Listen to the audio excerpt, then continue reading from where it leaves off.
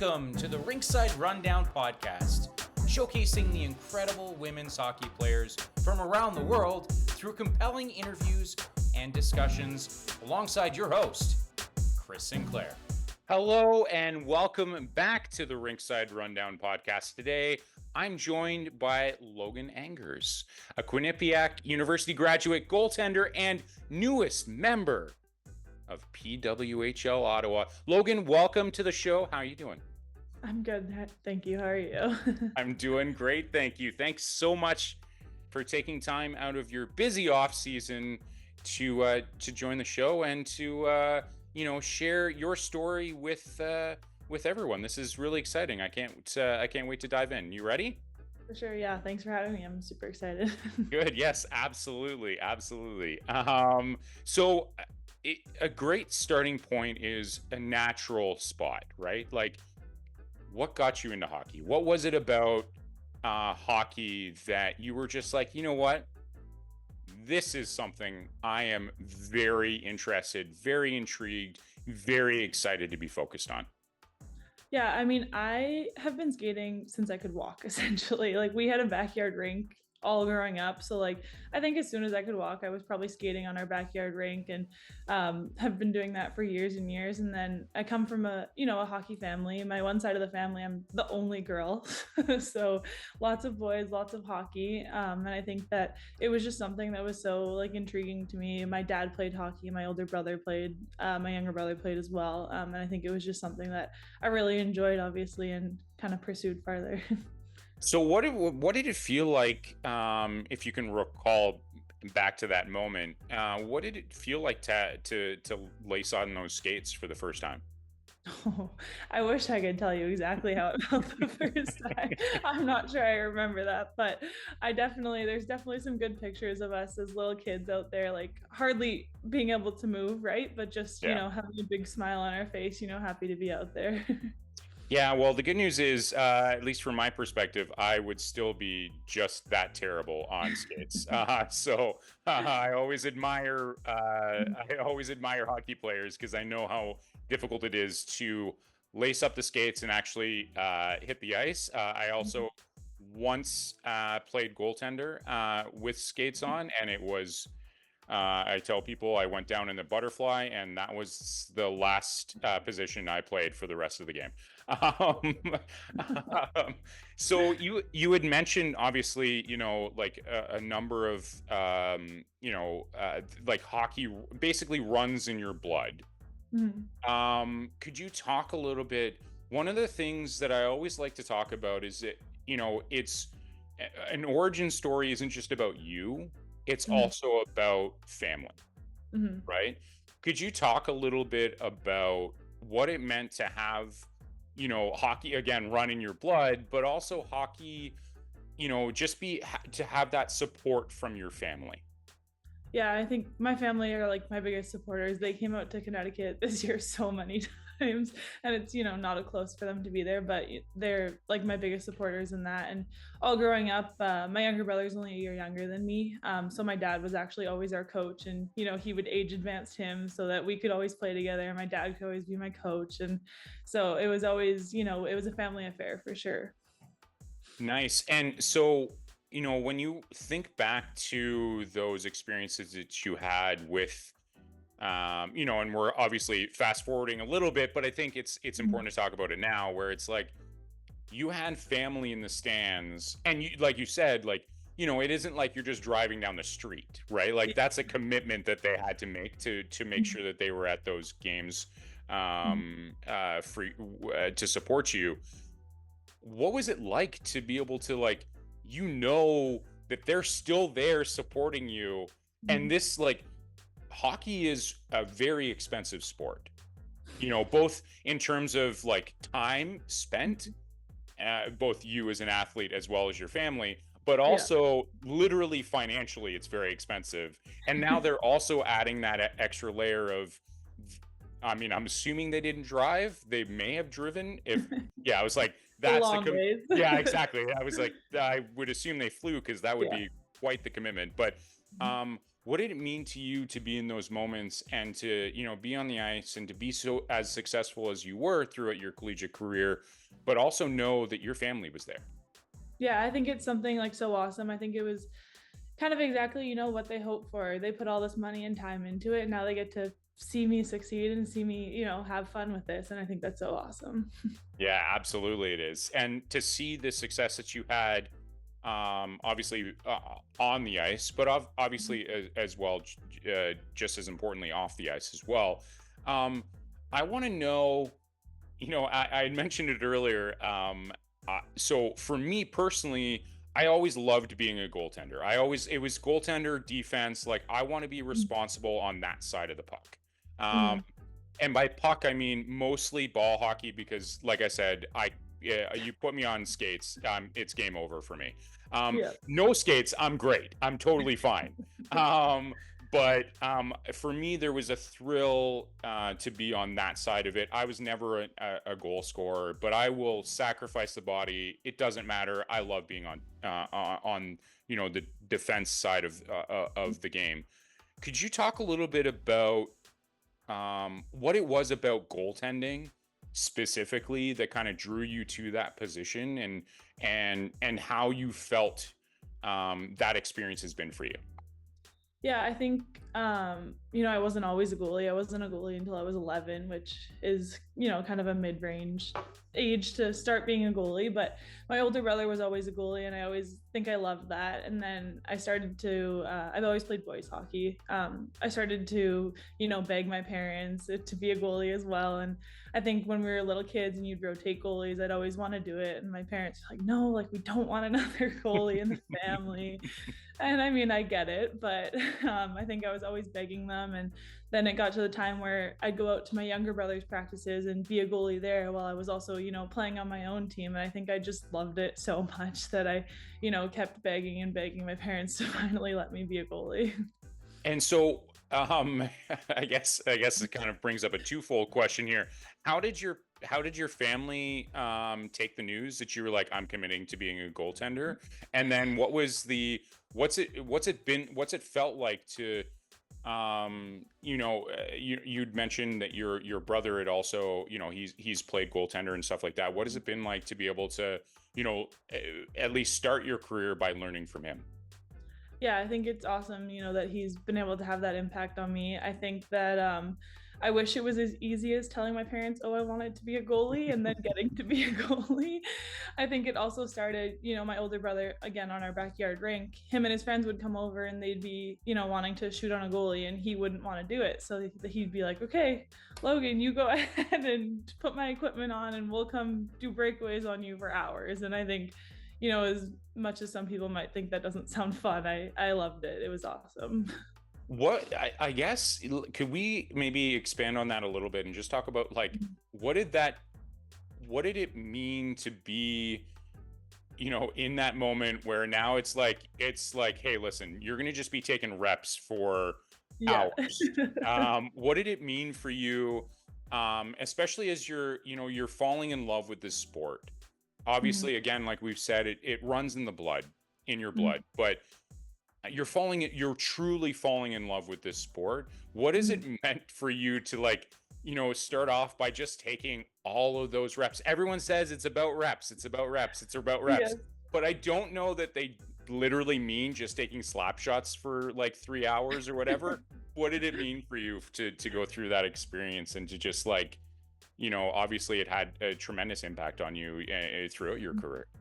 Yeah, I think the thought of that now, I wouldn't necessarily, sign up for it. But for me, it was the only opportunity I got to be a goalie. So I was taking, any opportunity I could to be able to put on the pads and go out and be a goalie. So I think that that's kind of what really made me love it. Yeah, that's My only opportunity. yeah, I respect that tremendously. A lot of people would be very deterred by constantly just seeing a barrage of slap shots. I know myself included. I've been like, you know what? I'll take defense because at least then I get a Yeah. break. Yeah. So it's a testament to your character. So that's fantastic. Um, as I had mentioned off the top, you attended Quinnipiac University.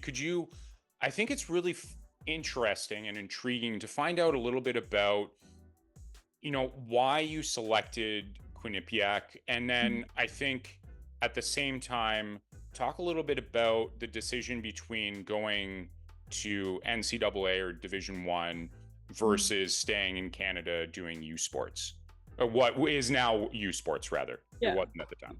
For sure. Yeah. I think my eyes were kind of always set on going to the NCAA. I remember when I played my first year with our high school team in grade nine, I had all the girls were introduced to us and where they were committed to going in the NCAA. And I kind of, that's kind of the only way I looked and kind of never looked back, I guess. And as for like picking Quinnipiac, I just loved the campus. I didn't want to be in a big city in the middle of a city on a big campus. It's a small, like beautiful campus. You're walking everywhere, very compact, and even our facilities at the rink and everything, and all the staff is just amazing. I think that's a huge reason what led me there.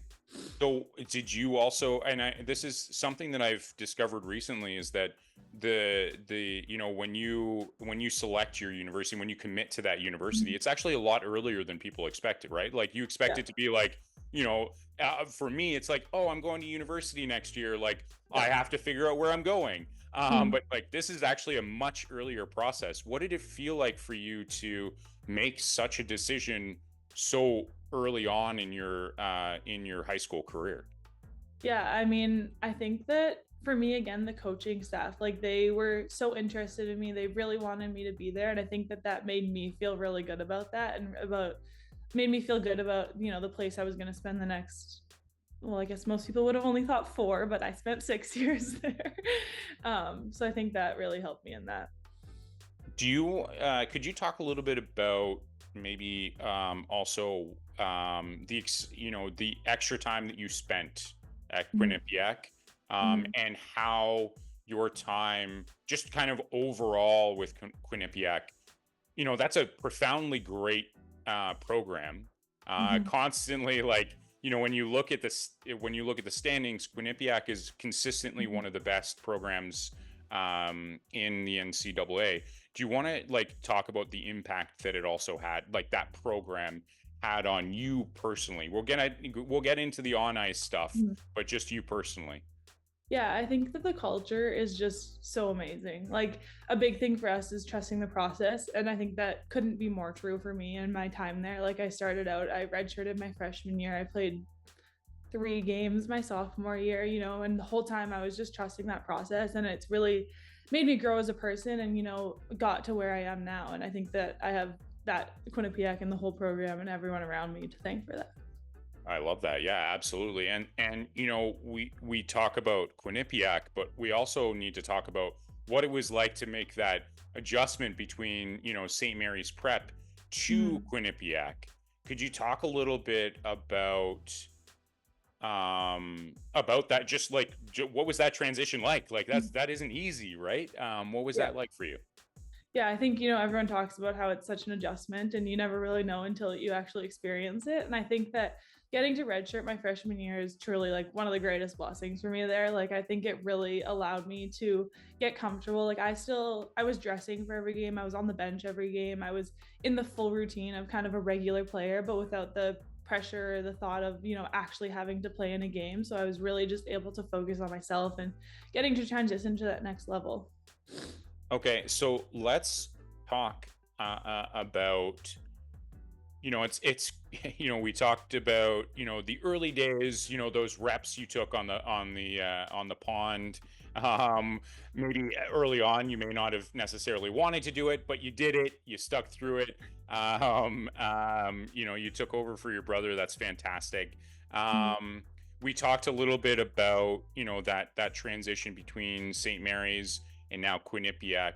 Could you talk a little bit about, and we're going to get into the PWHL stuff in a moment, but could you talk a little bit about what those experiences, like how have those experiences really shaped you as an individual? And we're going to talk about the on ice stuff, but Yeah. like you as an individual being able to go through those experiences, Mhm. you know, uh, maybe there's some resilience, some perseverance there as well. but could you talk a little bit about what those experiences have done for you as an individual? For sure. Yeah. I think a big thing for me is really I learned, to be where my feet are, and that, everything's gonna come together, right? Of course, I started from the bottom at Quinnipiac and kind of worked my way up. So being able to do that and just having the support around me and everything was truly remarkable. And I think that it just showed me like how resilient I could be. And being able to do that, I think is kind of the biggest thing.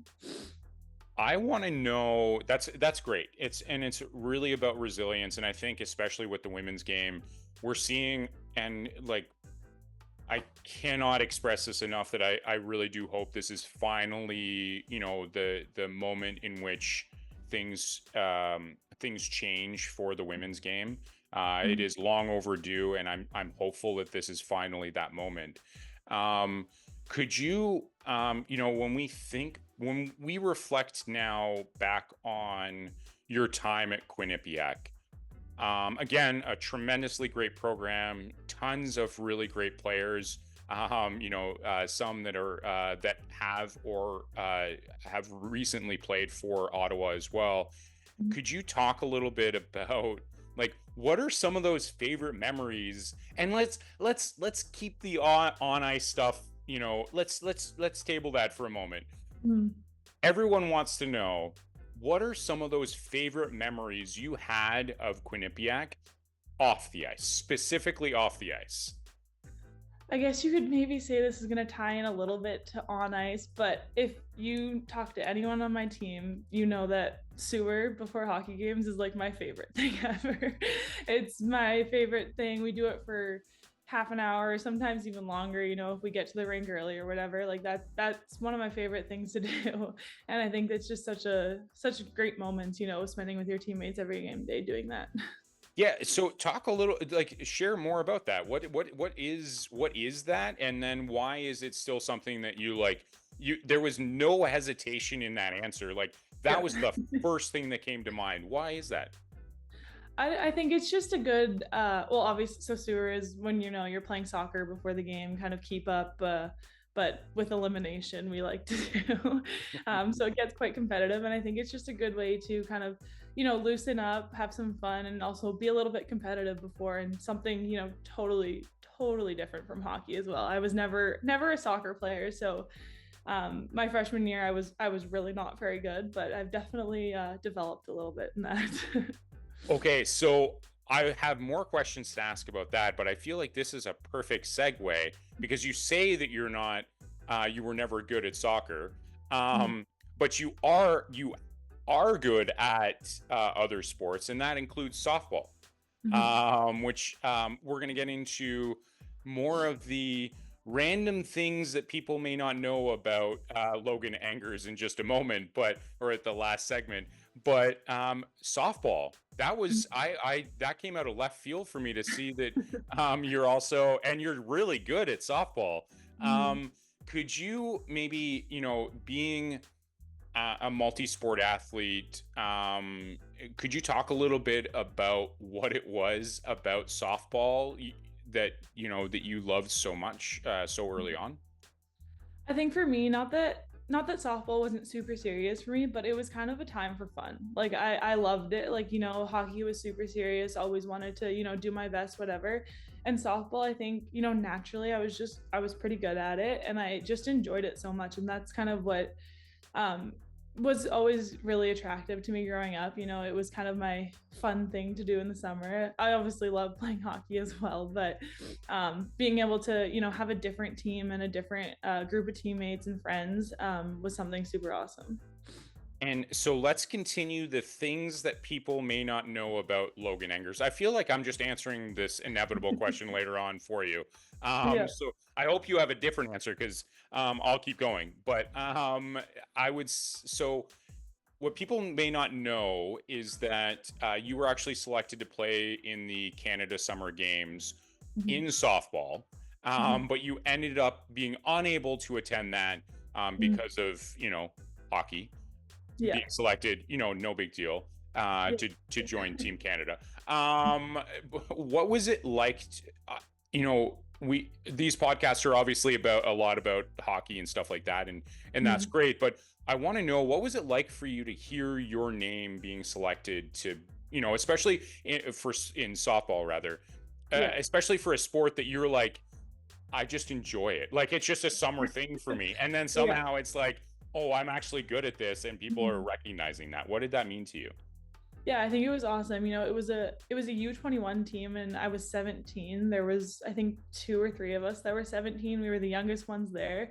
So I think just being able to look up to all the other girls that were there as well, and how much work they've put into it and how awesome they were at the game and how much they loved it. I think being able to be a part of that was something really cool, and I'll cherish that forever for sure.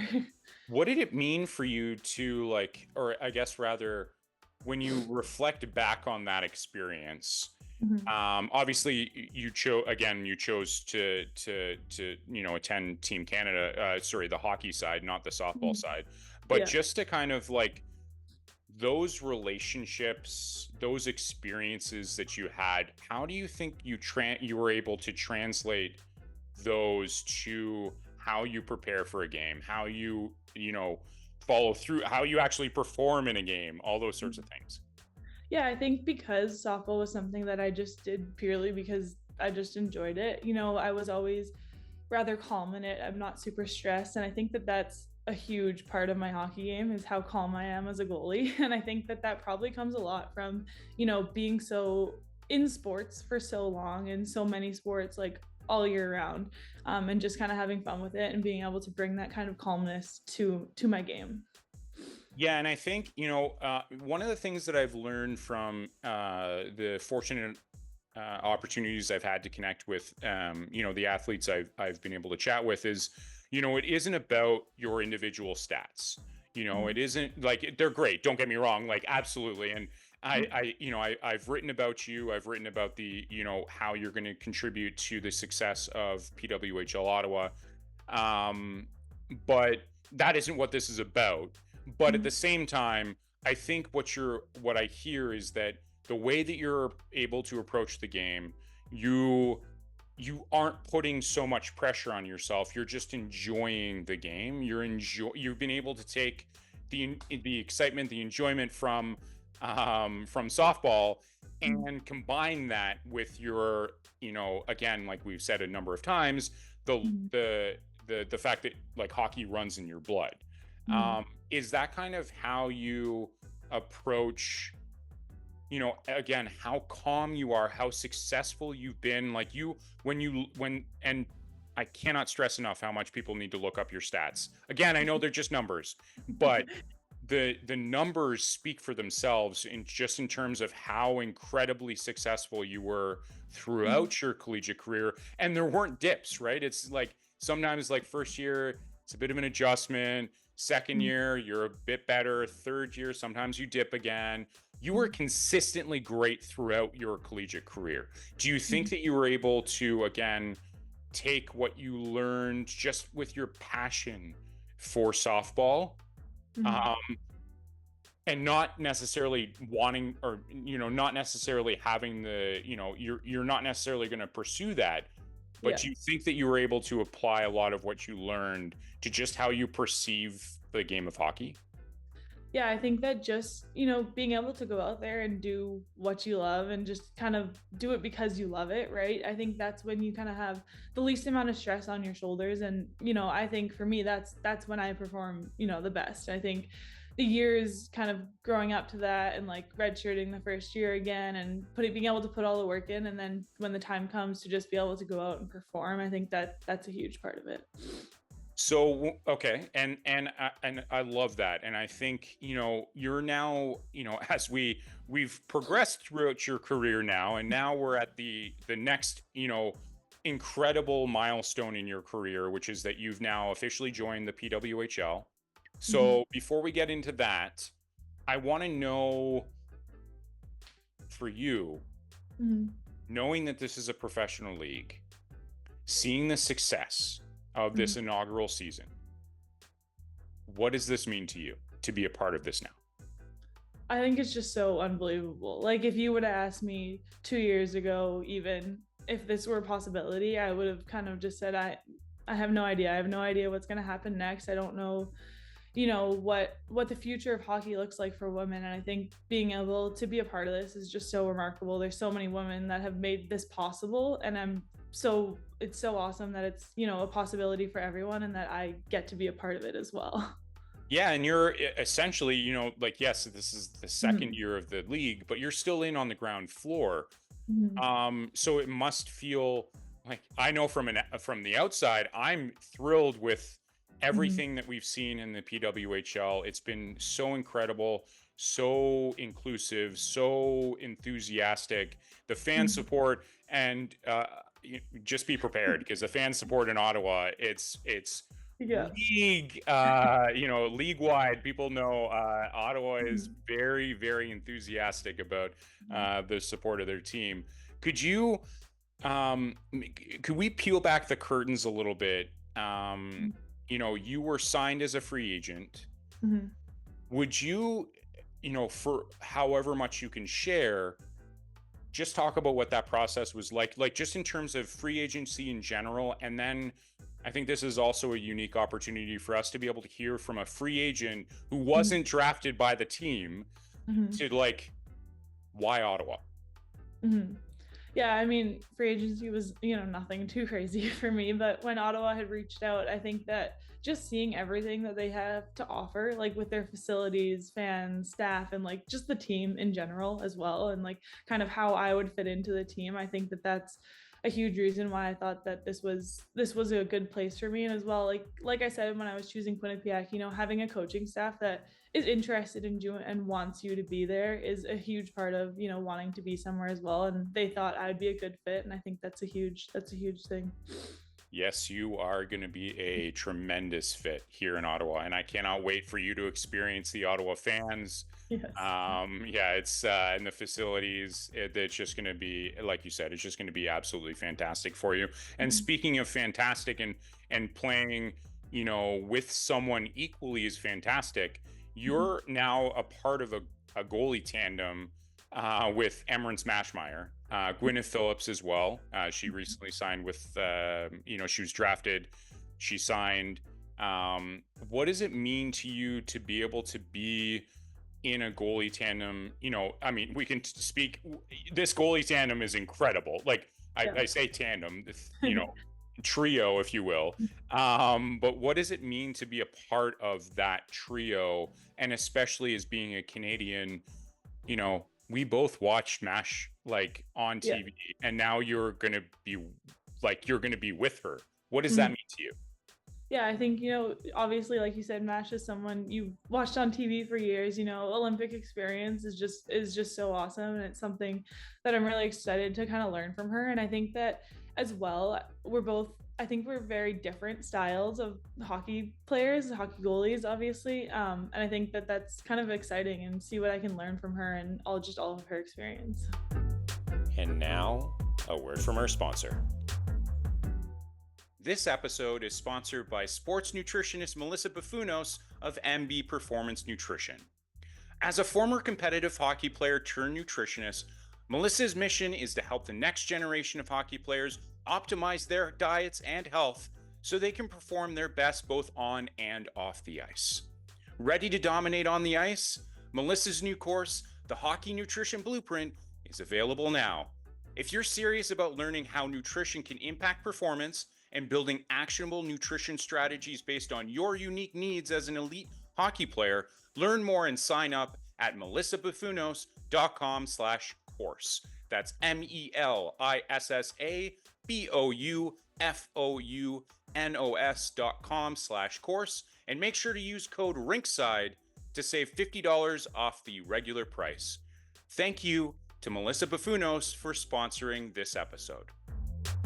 And now, back to the show. You've mentioned a little bit about, the fans and all those sorts of things. There's some of the things that you're looking forward to most about joining Ottawa. But I also want to, like, Could you just talk a little bit about the fans? There's it's like, don't get me wrong, the team is great, and the team Mhm. has made huge strides this offseason between Mhm. drafting, free agent signings, all those sorts of things. This team is far and away much better than they were last season. You're a big part of that. The fan base is like, is it the start of the season yet? We're ready for the start of the season. We don't care about, let's fast forward through the summer, like, let's get into winter. We're ready for this. What does it mean for you to be joining an organization that has such an incredibly excited, enthusiastic, passionate, engaging fan base as in the nation's capital? Yeah, I think obviously you see it on TV, but I think nothing's going to compare to what it's actually like in person. And I think I'm really excited about that because it's going to be crazy. And I think that, again, the fact that this league is even here and possible is awesome. But the fact that there's thousands and thousands of people coming to every single game and they're so dedicated is just unbelievable. Yeah, just be prepared to, for it's going to be loud. It's going to be real Yeah. loud. Yeah, Ottawa is, I'm always biased, but Ottawa definitely has an incredible fan base. Mhm. And I can't wait for them to see you. Mhm. Um, as we kind of wrap up here, first of all, again, thank you so much, Logan. This has been so much fun. I've really enjoyed this, getting to know you and to have this conversation. Um, has become tradition Mhm. in this podcast, your favorite part of this Yes. episode, yes, is the crack team here. I always say the crack team here at the Rinkside Rundown podcast, which is just literally my dog and I. It's Yeah. just, we do a ton of hard work, a ton of research here. Mhm. We have developed, my dog and I again, have developed a foolproof, um, accurate, 100% accurate, set of questions that are going to allow and provide the fans of you, Mhm. the newest fans of you, the existing fans of you, another Mhm. layer of understanding. Who is Logan Mhm. Angers? Are you ready to take the test? I guess so. Yep. As ready as she's ever going to be, and I can't wait. Yep. Okay, so let's start off with an easy question here. Okay, let's break the ice. Yep. Not that I've already not asked you 1,000 other questions already. What is your go-to pregame meal? Ooh. Well, at Quinnipiac, it was always chicken, rice pilaf, and salad. And there's always beans, but I didn't have the green beans, just the salad. I always ask that question, and then I'm like, "Ah, I really should have done something different for dinner." So And good answer. balsamic. You can't forget the balsamic dressing. Oh, see, there we go. There we Yeah. go. That's fantastic, and it's nice. It's not just chicken and pasta. So, Yeah. Exactly. points for Angers. Yeah. What are you most proud of from this past season? Ooh. I Yeah, think just I went from really easy to right. like one of the most profound questions I could have asked. So Right. try to keep you on your toes. I think winning our nutmeg championship was really a huge moment for us this year. And I think it's something I've won 4 of them now in 6 years. And I think that's something really awesome that we did this year. So, just because, in interest in time, I didn't touch on that. Could you Yeah. just talk a little bit? So, my apologies, No but worries. could you talk a little bit about what that meant for you and like what that experience was like? Because I think, for anyone who's like, who's Logan Angers? Yeah. Or your existing fans who are like, we want to hear more about her. We want to hear Mhm. this experience. Could you talk a little bit about what it was like to go through that and win those championships? And like, no big deal. You just won Yeah. 4 of them. So, Yeah, well, the Nutmeg is a tournament of all the teams in Connecticut, first of all. So it's kind of, the best team in Connecticut, which obviously isn't a huge state, but it's still pretty cool to win. And I think that being able to kind of play 2 games, win two tough games for the most part, playing against Yale and UConn are not easy teams to play against. And being able to kind of pull that together in the middle of our season. We always talk about it being our hopefully our first trophy of the year. Obviously hoping for some ECAC championships later on and NCAA championship, and hoping that the nutmeg is the first one of the year for us. Okay, and I forgot to ask this earlier, so now I'm going to lump it into the 20 questions segment of the show. Yeah. But what was it like for you as a Canadian to be, to go to the States, to play in the States? Like, what was that like for you? I mean, our team is full of Canadians. That's always been. Our coaches have all lived in Canada or Canadian, so I think that was a huge piece in kind of just feeling at home there. Obviously, some things are a little bit different, and people will make fun of the way you say a few things, but A boot is always the one. It's always a boot. It's always a boot. But I still don't hear myself saying a boot. But anyway, yeah. Okay, so that's great, and I want to know, and I think PWHL Ottawa fans especially are going to want to know the answer to this question. So no pressure. But how would you describe your style of play as a goaltender? What should we expect? If I can say one word, it's calm. Okay. I think that's kind of the biggest thing that has really become evident in my game over the years at Quinnipiac. I wouldn't have said that my freshman year, but I think that's a huge part of how I've grown. Obviously, I'm a bigger goalie, and kind of just being super efficient in everything I do. Nothing appears to kind of bother me on the ice, and just kind of keeping that calm front for everyone else is who I am as a goalie. Yeah, and I think that's a great answer, right? Like, I think, the calmer your goaltender is, the calmer the team is, right? Like, you don't have to the goalie back there isn't freaking out. Like, we've got this. If I as a forward or defender make a mistake, didn't read the play right, she's got it. Yeah, exactly. Yeah.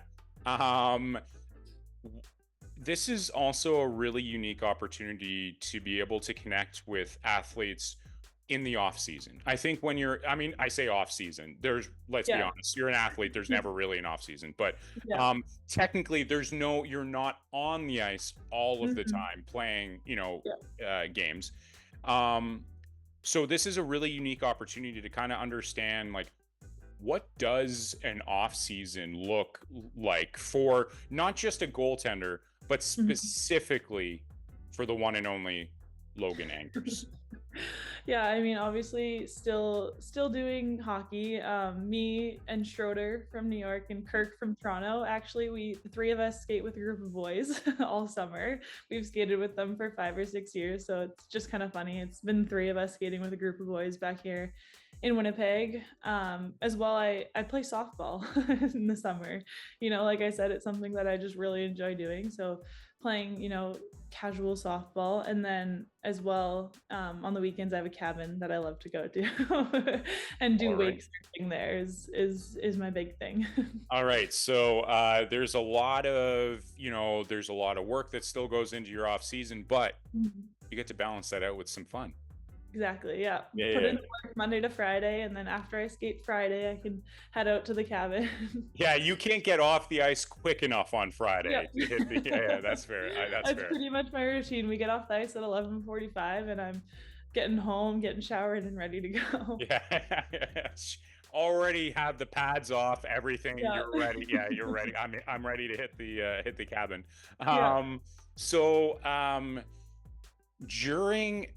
This is always a fun question.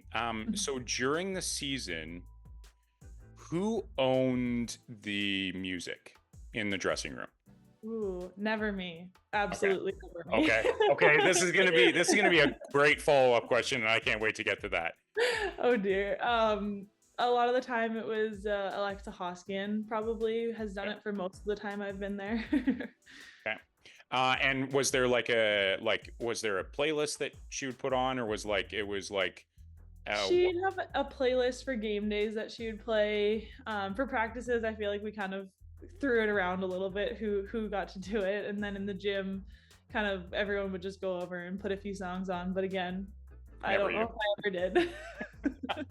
All right. So then, speaking of music, you may not have have contributed to the playlists at any point, which is fine. I wouldn't have either. But if you had to pick one song to listen to for the rest of your life, Oh gosh. what would it be? And I always say this, the caveat to this is that it doesn't have to be on all the time, because let's be honest, that would suck. Mhm. But if you're going to listen to a song, it has to be this song. I think I'd have to go country for Okay. sure. Okay. Um, ooh, probably Luke Combs. Now I'm trying to slowly work my way there. Okay. Yeah, we started narrowing it down. It's country. Okay, Yeah. who country? Okay, Luke Combs. Yeah, Yeah. right. Yeah. I think ooh, I don't know. I do really like When It Rains It Pours. Okay. I might just have to stick with that. Again, I'm not the music Okay. person. Well, no, that's now you're locked Yeah.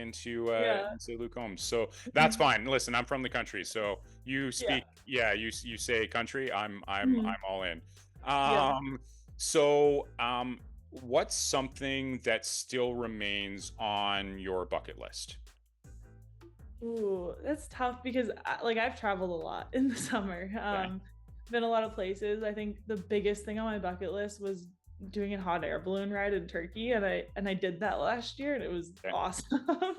So I think now, ooh, That sounds like a lot of fun, though.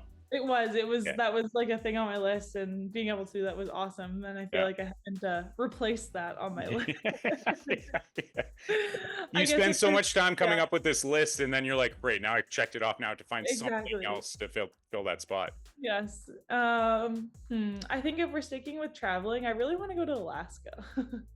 Alaska. Okay. Yeah. Anything in particular you want to like? Is it just go to Alaska, or is there Yeah. something like adventure that you'd want to take there? No, nothing in particular, really. Okay, that's fair. I like that. I like that. We'd we touched on the softball part of this earlier, and I feel like I already gave you an answer here, but I'm still going to follow up with it. Yeah. What's something that people may not know about Logan Angers? Ooh. Well, yeah, first would always be softball, and I think even with softball, I think I've won more things with softball than I ever have with hockey, which is kind of just an interesting fact, Okay. like more tournaments, leagues, whatever is kind of an interesting fact. But if I want to go to just a fun fact that we're doing and introducing ourselves, in a new hockey team, I always like to say I once found a ferret in my hockey bag. Okay. So some clear follow up questions there. What happened? How did that happen? We have a room in our garage with all of our hockey equipment, and I guess the garage was left open. And I went to go pack it up one day, getting ready to go to our game. This is in Winnipeg, and all of a sudden there's a ferret inside the hockey bag. We pulled it out and we got it into our dog's cage, and it was a very friendly, like it was obviously someone's pet. Don't know whose pet. We took it to the Humane Society, and that was kind of the end of that. But Yeah, I was going to say ferrets aren't native to Winnipeg, so that's why, no, at least to my knowledge. So it was rather surprising to hear that. But yeah. that's top tier fun fact right there. Right. Yeah, exactly. Well, we had talked to our neighbor who's a wildlife guy, and he thought it was something that's like poisonous and like you shouldn't touch. And I was like, well, just went all over my hockey bag. So It's touched everything now. yeah, but we found out it was a ferret, and pretty clearly someone's pet because it kind of went into the my dog's cage pretty easily. Yeah, very tame. Yeah. I realized, shame on me for not asking this earlier though. You play softball, but like there are a number of different positions you could play in softball. What Yes. position do you actually play in softball? I'm sure it's no surprise that I was always a catcher. Yeah, okay. I But asked it yeah. knowing that might be the answer. Yeah, when I played at Quinnipiac though, I was largely a first baseman. I wasn't catching anymore there. Why the transition? What made that transition? I think just being a catcher at that level was just too much for something that I wasn't, doing and Mm, practicing super hardcore all year round. First base, I always also played a little bit. So that was kind of why I transitioned to that. But again, in actual games, I was pretty much just a hitter as well. yeah, that's fair. Lastly, um, what is something this again? I'd like to end on like a really profound question. It's all over. We're talking about ferrets. We're talking about all these different Yeah. things. Um, but I want to end on an insightful question, which will inevitably be answered by you with an equally insightful answer. What is something that motivates and inspires you? And that can be either professionally, that can be personally, that could be both, however you want to take this. Yeah, I think seeing all the little girls that, look up to you. A couple weeks ago I worked at a camp that was 30 or there was 40 young girl goalies and we were on the ice with them all week, and just seeing how much each of them, look up to you and how much of a role model you can be for them is like awesome that they're able to get a role model like that. It was, again, like us there's 4 or 5 of us that will be playing in the PWHL next year. We're running that camp, and I think it was just an awesome experience. And I think it's a huge motivator to know that, there's these little girls that can look up to me, and to be able to be a good role model for them is something I would love to do. Okay, so I know I said that was the last question, but now I have a follow-up question on this. So my apologies, but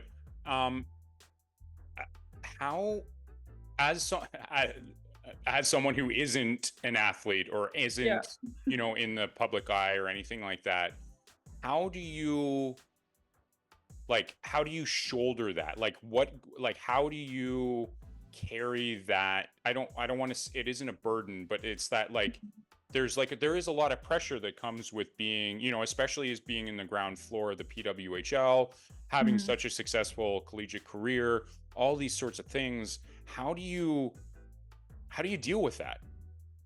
Yeah, I think largely kind of leading by example. These little girls are just going to look up to you, and maybe it's not that you're having a conversation with them every day or whatever it is, but being able to kind of be authentically you, I guess, and leading by example, and kind of just setting a good precedent as much as you can. Obviously everything's not always going to be perfect, but kind of just striving for that.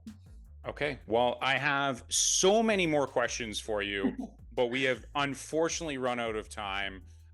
But Logan, I just wanted to say once again, this has been so much fun.